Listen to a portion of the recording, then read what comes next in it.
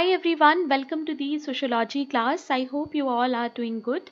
So, as you guys know, these days we are solving questions from IGNOU material.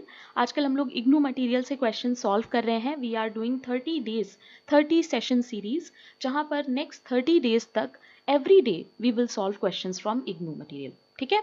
Now, today is your day 5. Those of you who are watching me for the first time, आप लोगों को बाकी के sessions भी देखने हैं. हर session में आपको 20 प्लस क्वेश्चंस मिलेंगे. 30 हो सकते हैं, 35 हो सकते हैं, 25 भी हो सकते हैं और सिर्फ 20 भी हो सकते हैं. सो मिनिमम क्वेश्चन जो है वो 20 है. जैसे आज के सेशन में हम लोग 20 क्वेश्चन सॉल्व करेंगे because I have a lot of work, तो मैं 20 क्वेश्चन से ज़्यादा नहीं बना पाई. बट इसका ये मतलब नहीं है कि हर दिन 20 क्वेश्चन ही होंगे. माइट बी कि कल हम लोग 40 क्वेश्चन करें. डिपेंड्स कि मेरे पास टाइम कितना है. ठीक है. So minimum 20 questions तो करेंगे. The thing is that we will do these sessions every day so that there is a consistency in your preparation because exams आ रहे हैं सारे ही, चाहे वो नेट का हो, गेट का हो या CUET PG. हर टाइम पे एग्जाम्स लगे ही रहते हैं, राइट. मार्च में आप लोगों का CUET PG का एग्जाम होगा. Now many of you are messaging me regarding the dates of the exam. So CUET PG का एग्जाम देखो 13th मार्च के बाद ही होगा, उसके पहले तो नहीं होगा.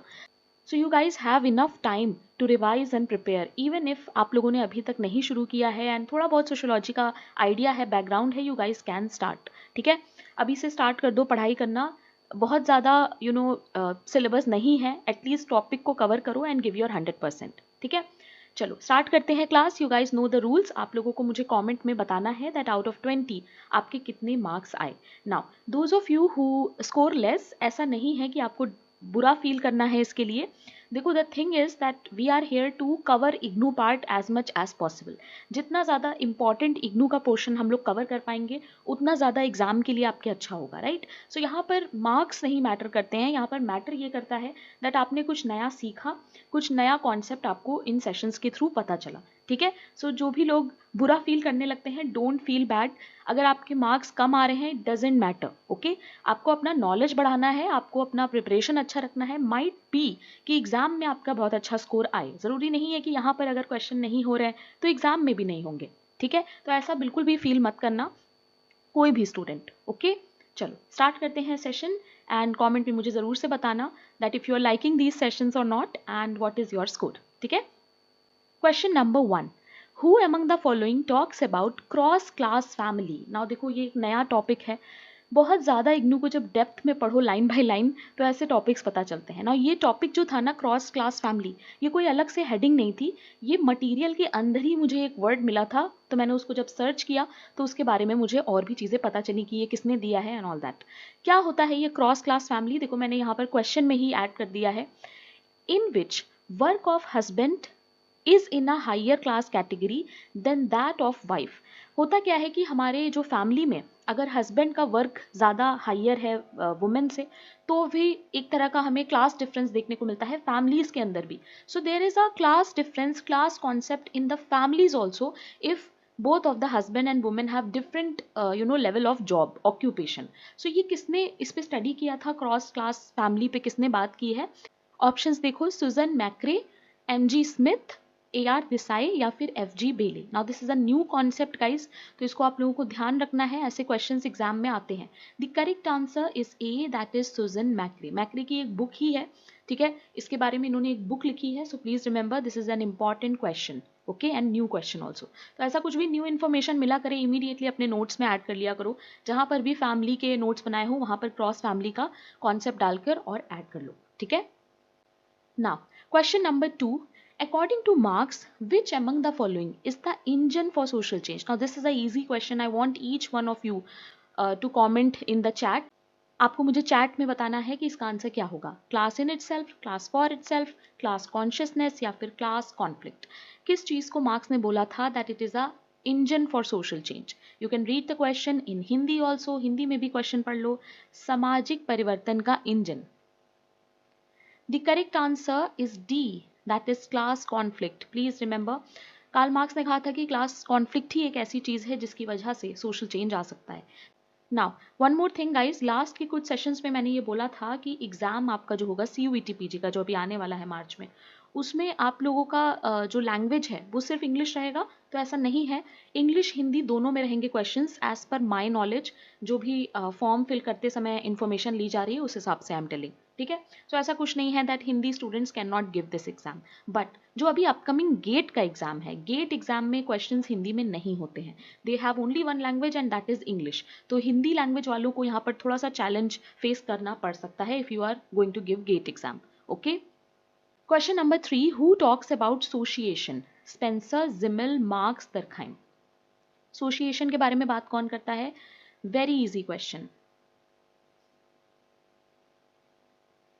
The correct answer is B, that is Zimmel. Please remember guys, it is an important topic and क्या होता है ये sociation? It is nothing but patterns and forms of interaction, ठीक है। सो जिमल जो है वो बात ही करते हैं इस बारे में।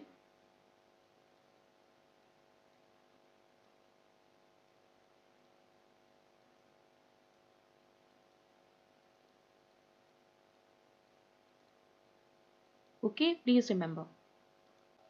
नाउ क्वेश्चन नंबर 4 देखो, it is the time free from work when a person does what he और she wants to do, such as going for a holiday और on a trek, read novels और do painting. Options are toil, chores, leisure या फिर drudgery. Hindi में भी options देख लो, परिश्रम, कामकाज, अवकाश या फिर कठिन परिश्रम। So now it is very easy. Hindi में तो बहुत ही सिंपल वे में आपको पता चल गया होगा आंसर क्या है। So that is the thing and Hindi में काफ़ी चीज़ें पता चल रही हैं। तो जिन लोगों को मीनिंग नहीं पता, लेट्स से ड्रजरी का मतलब आपको नहीं पता था, तो अगर इस क्वेश्चन को नोट करना है तो नोट करके वहीं पर हिंदी में लिख लो कठिन परिश्रम। इससे क्या होता है गाइज, एग्जाम में ये सारे कीवर्ड्स आपको याद रहते हैं and trust me, if you know the meaning of the terms, अगर आपको हर टर्म का मीनिंग पता है then it becomes really easy to do the question. अगर आपको वर्ड्स के मीनिंग ही नहीं पता तब फिर क्वेश्चन गलत होते हैं, बट अगर मीनिंग्स पता है तो क्वेश्चन बहुत आसानी से हो जाएगा। तो कोई भी नया टर्म मिला करे तो उसका मीनिंग ज़रूर से लिख लिया करो। एंड मैं अभी भी ऐसा करती हूँ that any time I find any word जो कि बहुत कंफ्यूजिंग है तो मैं उसका हिंदी टर्म ज़रूर देख लेती हूँ। सो हिंदी के एक्सप्लेनेशन से कभी कभी हम लोगों को वो टर्म्स भी समझ में आ जाते हैं जिनका हमें कोई आइडिया नहीं हो रहा होता है, ठीक है। सो हिंदी को बिल्कुल भी अंडर एस्टिमेट नहीं करना है। The correct answer here is of course B, that is leisure. And leisure के बारे में कौन से थिंकर बात करते हैं? Tell me. It is Thorstein Veblen.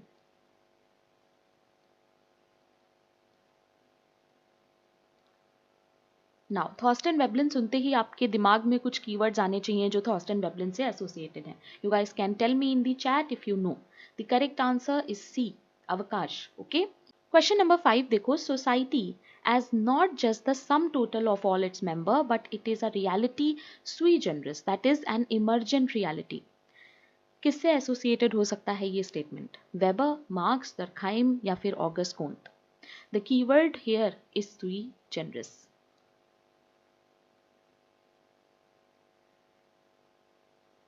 The correct answer is C, that is Emile Durkheim. जिन्होंने सी आंसर दिया है वेरी गुड। सुई जनरिस के बारे में बात दरखाइम करते हैं एंड सुई जनरिस का मतलब होता है दैट सोसाइटी का जो एग्जिस्टेंस है वो पहले से है, हमसे अलग है सोसाइटी। ऐसा नहीं है कि हमारे होने से सोसाइटी है, राइट। हम अभी हैं, हम बाद में नहीं होंगे, बट सोसाइटी हमेशा रहेगा, right. So please remember this, it is important, exam में आता है ये। Question number 6, who talks about organic super organic culture? Organic और सुपर ऑर्गेनिक कल्चर के बारे में बात कौन करता है? सुमनर, क्रोबर, टाइलर या फिर amyl दरखाइम। This is also a very important question. मैं आपको मीनिंग तब तक बता देती हूँ, आप लोग आंसर करो। ऑर्गेनिक कल्चर का मतलब होता है something that comes with our biology. कुछ ऐसी कल्चर की चीज़ें होती हैं जो हमारे साथ हमेशा रहती हैं, रिलेटेड टू आवर बायोलॉजी, ठीक है। और कुछ ऐसी होती हैं जो सोसाइटी में धीमे धीमे करके वो एक्सट्रीम फॉर्म ले लेती हैं, चेंज हो जाती हैं। सो ऑर्गेनिक और सुपर ऑर्गेनिक के बारे में बात करते हैं Kroeber, okay guys, please remember this also I found in IGNOU. Now this is not from sociology का IGNOU part, this is from I think anthropology, ठीक है। सो देखो मैं क्या करती हूँ ना, कभी कभी कि मैं टॉपिक लिख के इग्नू डाल देती हूँ एंड देन कहीं से भी इग्नू का नोट्स किसी भी सब्जेक्ट से आता है तो वो हमारे लिए इंपॉर्टेंट है। टॉपिक आपके लिए इंपॉर्टेंट है, चाहे वो एंथ्रो के नोट्स से आ रहा हो, चाहे वो सोशोलॉजी के नोट्स से आ रहा हो। बहुत सारे ऐसे टर्म्स हैं जो साइकोलॉजी के नोट्स से आ रहे होते हैं। So what I do is I compile everything, ठीक है। सो यहाँ पर आपको सिर्फ वो मिलेगा जो एग्जाम ओरिएंटेड इंपॉर्टेंट है। अब जैसे कल्चर का जो टॉपिक है, it is important for NET also, it is important for GATE also and CUET PG also. So सबके लिए it is important, it is like a super food. जैसे food में हम लोग कुछ आइटम्स को सुपर फूड मानते हैं ना, तो कुछ टॉपिक्स ऐसे होते हैं जो सुपर फूड है। Now let me no in the comment section, क्या आप लोग चाहते हो कि मैं आप लोगों को कोई ऐसी लिस्ट दूँ जो सारे ही एग्जाम्स के लिए मोस्ट इंपॉर्टेंट है, या फिर मैं ऐसा कोई मैराथन सेशन ले आऊँ जिसमें मैं सिर्फ और सिर्फ इंपॉर्टेंट टॉपिक्स पढ़ाऊँ? लेट मी नो, ठीक है। आप लोग मुझे कमेंट में बताना। इन केस मुझे टाइम मिलेगा, I will make a marathon session जहाँ पर हम लोग सिर्फ इंपॉर्टेंट पोर्शन कवर कर लें फ्रॉम इग्नू और एनी अदर मटेरियल, ठीक है। सिर्फ important topics, not entire syllabus, okay? Question number 7. Now this is a GK oriented question. The Mandal Commission appointed in 1979 by Moraji Desai government was named after its chairman. इसके chairman आपसे पूछे हैं कौन थे? काका कलेलकर, BP मंडल, गोपाल स्वामी अयंगर या फिर Rajendra Prasad? Very important question guys, ऐसे क्वेश्चंस आपके लिए इंपॉर्टेंट हैं, एग्जाम में आते हैं, specially CUET PG। The correct answer is B. जिन्होंने बी आंसर दिया है, very good. BP Mandal is the correct answer, okay. And Mandal commission किस गवर्नमेंट के उससे अपॉइंट होकर आया है, that is also very important. And 1979 year is also very important, ठीक है। तो एक्स्ट्रा इन्फॉर्मेशन जो क्वेश्चन के थ्रू मिल रही है गाइज, उसको भी नोट कर लो। Question number 8. Now this is another important new concept. Who is associated with the term compulsory heterosexuality? Compulsory heterosexuality के बारे में बात कौन करता है? जूडिथ बटलर, जेसी बर्नार्ड, साइमन दे बुवो या फिर Adrian rich? Now personally I am telling you this gender and society का जो पूरा एरिया है ना, that I find really interesting to study, and I don't know about you guys, but this is a very interesting area sociology का। तो अगर आप लोग इसको पढ़ोगे ना कभी फ्यूचर में, you guys will I think love it, क्योंकि इसमें काफ़ी कुछ ऐसा मिल जाता है हमें जिससे हम लोग रिलेट कर सकते हैं, एंड इट इज़ काफ़ी interesting. So the correct answer here is D. Please remember, एड्रीन rich ने दिया है कंपलसरी हेट्रोसेक्सुअलिटी का कॉन्सेप्ट। क्या होता है ये? इसका मतलब होता है कि जो सोसाइटी में हेट्रोसेक्सुअलिटी है ना, प्लीज अंडरस्टैंड हेट्रोसेक्सुअलिटी। हेट्रोसेक्सुअलिटी का मतलब होता है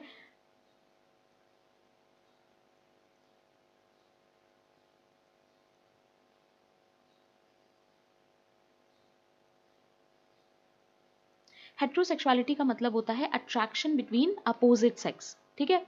मतलब if you are a boy and you are interested in a girl, then that is a heterosexuality, and if you are a girl and attracted towards boys, that is heterosexuality. But if the sex is same, let's say if I am a girl and I am interested in girls only, then that is homosexuality. Boys हैं और boys में interest है, that is also homosexuality. Now compulsory heterosexuality का क्या मतलब है? Adrian rich बोलते हैं दैट सोसाइटी में ना एक अनक्वेश्चनेबल नॉर्म है।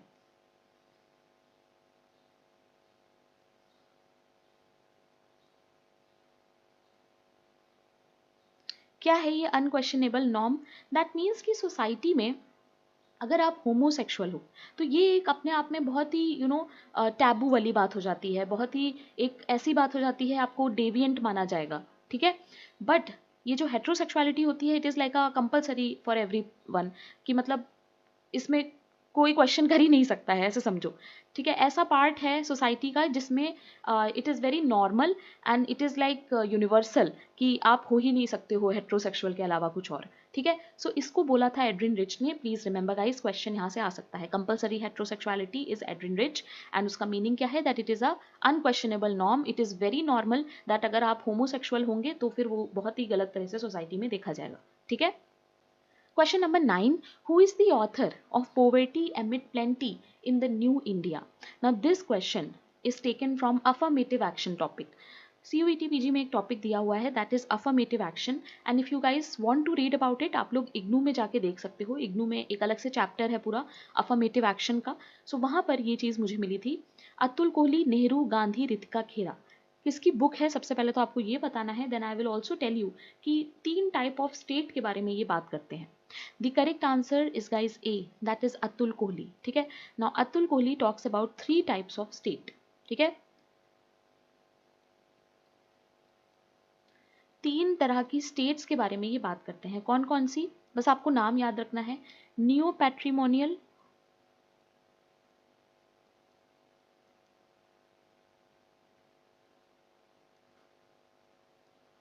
Social and democratic,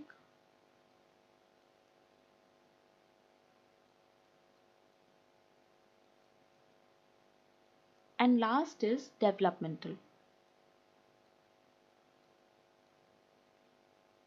Okay. Now why you don't have to go in the depth of this, because this thinker is not so important, but कभी कभी ऐसे out of the box questions पूछ लिए जाते हैं, so we will not skip it. Okay. हम लोगों का प्लान ही यही है कि इन क्वेश्चंस के through we have to cover those things जो हम लोग एनीवे कवर नहीं कर पाते हैं. ठीक है. We have to find new concept and new terms जो एग्जाम में यूज हो सके. Okay. Now next question is question number 10. Who used the term patriarchy for the first time in sociology? Sociology में सबसे पहले पेट्रियार्की वर्ड किसने use किया था? Ann Oakley, Kate Millett, Gerda Lerner या फिर उमा चक्रवर्ती. ना यहाँ पर मैं आपको एक टर्म अभी और बताऊंगी जो मुझे मिला है related to your patriarchy. That is also important. The correct answer is B. Kate Millett is the answer. Those of you who have said B, very good. And Anne Oakley बात करते हैं सेक्स एंड जेंडर डाइकोटमी के बारे में. Sex और gender में जो difference है उस पर एन ओकले ने बहुत बात की है. जेंडर एंड सोसाइटी इनकी बुक भी है. Ann Oakley is a very important thinker. आप लोग थोड़ा सा इनके बारे में पढ़ सकते हो. Cat millet is also important. Now एक और टर्म आता है दैट इज कैपिटलिस्ट पैट्रियार्की. सो अगर पेट्रियार्की पूछेगा तो हम लोग केट मिलेट के साथ जाएंगे, बट अगर कैपिटलिस्ट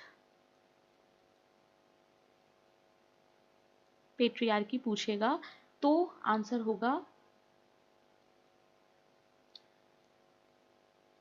जिला Eisenstein. Okay, please remember this guys, exam में आ सकता है. सो कैपिटलिस्ट पैट्रियार्की इज जिला इंस्टीन. ओके. क्वेश्चन नंबर 11 देखो. Which among the following are building blocks of culture? इसमें से किसको हम लोग बिल्डिंग ब्लॉक्स ऑफ कल्चर कह सकते हैं? Cultural lag, cultural trait, acculturation या फिर cultural shock. Very easy question. The correct answer is B. जिन लोगों ने बी आंसर दिया है, very good. And you have to tell me कि कल्चरल शॉक के बारे में बात कौन करता है? Who talks about cultural shock? Let me know in the comment section. Okay. Question number 12. We arrive at the dash of a society through abstracting from the concrete population and its behavior, the pattern or network of relationship obtaining between actors in their capacity of playing roles relative to one another. ऐसा कौन सा concept है sociology में जो कि abstract होता है? ठीक है. जिसमें पैटर्न ऑफ नेटवर्क होता है जिसको हम लोग सिस्टम कह सकते हैं, कुछ रिलेशनशिप्स होते हैं, कुछ रोल्स होते हैं. इन सब बारे में किस में हम बात करते हैं? Social deviance, social structure, social system and social stratification. Now guys, this is a famous definition question. ये पूरा किसी ने डेफिनेशन दिया हुआ है इस टॉपिक का. मैं आपको बताऊंगी अभी किसने, और उनकी बुक भी बताऊंगी. ठीक है. सो पहले बताओ तुम लोग क्या होगा करेक्ट आंसर. यहाँ पर हम लोग एलिमिनेट करके भी कर सकते हैं. कीवर्ड्स पे आपको ध्यान देना है. The correct answer is B, that is social structure, and please remember this is given by SF Nadal. ठीक है. SF Nadal की एक बुक है which is very famous, The Theory of Social Structure.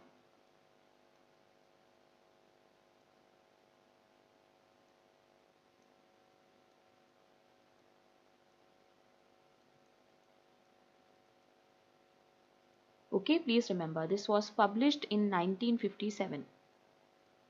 Okay. Question number 13. Who is the author of the book Primitive Culture? Now Primitive Culture book is very important क्योंकि कभी कभी ये book directly भी पूछी जाती है और क्रोनोलॉजी में भी आती है. इसके अलावा इसको मैच द फॉलोइंग वगैरह में भी पूछ लेते हैं. So it is a very very important book. Ruth Benedict, Karl Marx, E.B. Tylor या फिर James Frazer. The correct answer is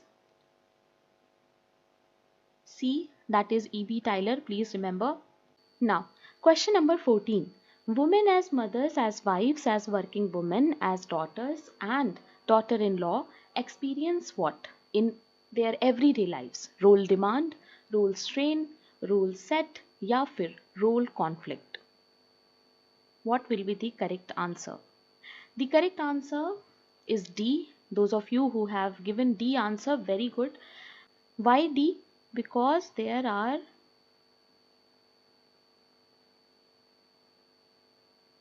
multiple rules. ठीक है. अगर एक रोल की बात हो रही होगी, लेट्स से सिर्फ एज अ मदर बहुत सारे काम है आपको and you are not able to do everything, then that will be role strain. ठीक है. सो अगर वन रोल आएगा या फिर स्पेसिफिक रोल आएगा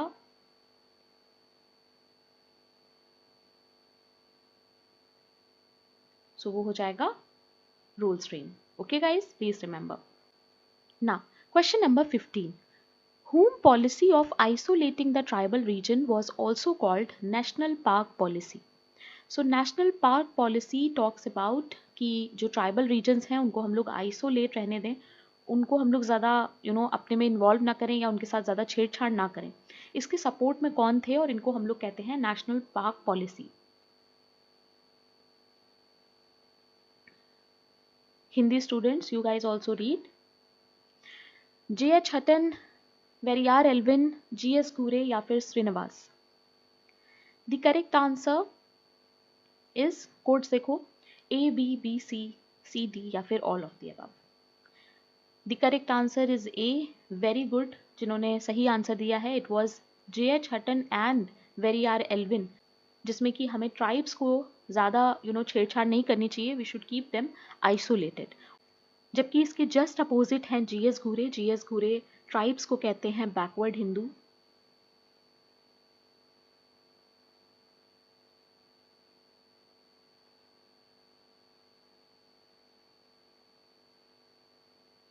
ठीक है, please remember. And he further says that we should assimilate the tribes. ये कहते हैं कि हमें ट्राइब्स को हिंदूज में एसिमिलेट कर देना चाहिए. So please remember this. It is just opposite of what J.H. Hutton and Veryar Elvin is saying, and that is why there is a huge debate also. Masters के जो IGNOU notes हैं ना, वहाँ पर आपको इसमें नोट्स भी मिल जाएंगे. There is a huge debate जहाँ पर वो बात करते हैं कि कैसे ट्राइब्स को हमें एसिमिलेट कर देना चाहिए, और ये लोग कहते हैं कि नहीं, हमें उन्हें आइसोलेट ही रखना चाहिए. ठीक है. Question number 16. Okalingas of Mysore studied by Srinivas are best example of what? Cultural lack, Sanskritization, class conflict या फिर westernization. Very easy question. सब लोग सही आंसर दो इसका. The correct answer is B. Very good. जिन्होंने B आंसर दिया है, very good. Sanskritization होगा इसका आंसर, because Sanskritization में Srinivas has studies Okalingas of Mysore. कभी कभी Vokalingas भी लिख के आ जाता है, but that is not incorrect. Okay. Question number 17. Dash are like products of natural forces which men unconsciously set in operation and are developed out of experience. Folkways, culture, mores, custom. What will be the correct answer?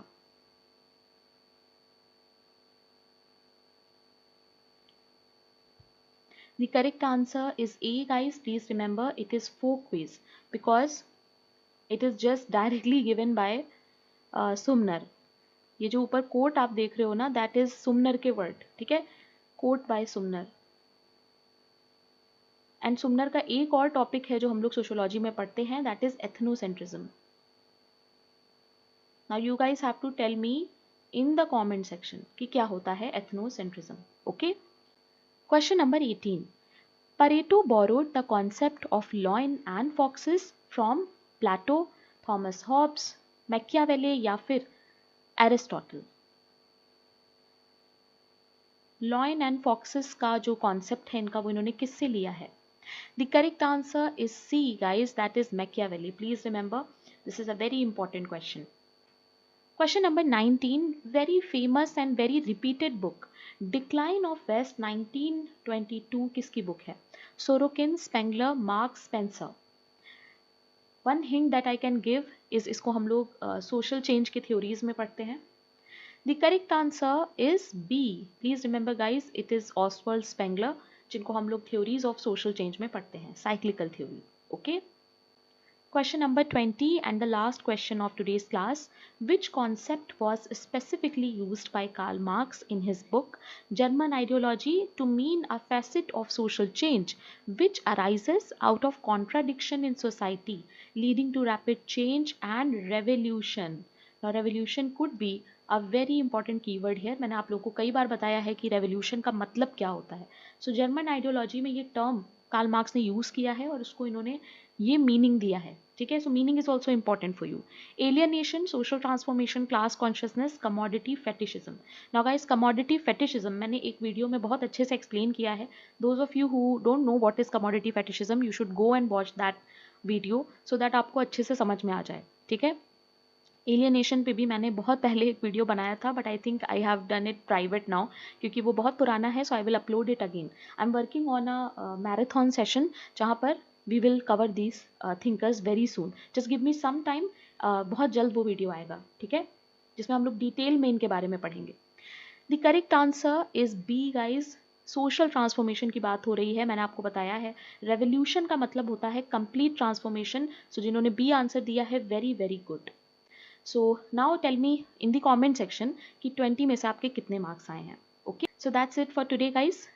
कल के session में मिलते हैं। अब जिन लोगों ने पहली बार session देखा है एंड आप लोगों ने सब्सक्राइब नहीं किया है, you guys have to subscribe to the channel if you like my way of teaching, if you understand what I teach, then you can subscribe. And if you are preparing for any sociology exam, then also, because a lot of content is going to come this year. Okay, apart from this you have to join this Telegram also, क्योंकि जो PDF है, जितना भी content है, वो सब आपको PDF form में यहीं पे मिलेगा।